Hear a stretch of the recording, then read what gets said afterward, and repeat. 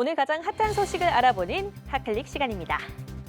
전세 사기 특별법에 따라 주거 안정 등 정부 지원을 받을 수 있는 피해자 규모가 2만 7천여 명으로 더 늘었습니다.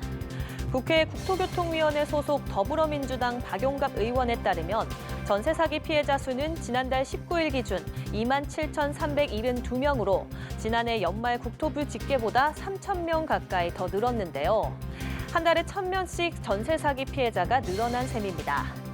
피해자 연령별로는 30대가 13,300여 명으로 가장 많았고 20대가 7천여 명으로 뒤를 이어 사회 경험이 많지 않은 20, 30대 피해가 큰 것으로 나타났습니다.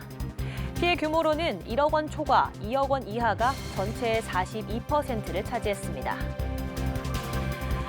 초중고등학생 6명 가운데 1명은 비만이고 이들의 절반은 당뇨병이나 고혈압 등 대사증후군 위험 요인을 1개 이상 보유한 것으로 추정된다는 연구 결과가 나왔습니다.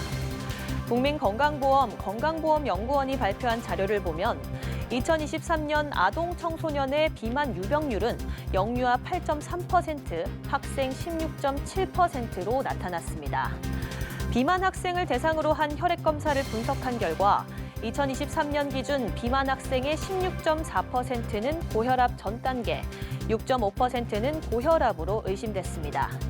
또한 비만 학생의 20.2%는 당뇨병 전 단계, 1.1%는 당뇨병으로 추정됐고 대사증후군 위험 요인을 1개 이상 보유한 것으로 의심되는 비만 학생은 50.5%로 확인됐습니다. 인천시 주민등록 인구가 지난해 1월 300만 명을 넘어선 이후 상승세를 이어가고 있습니다.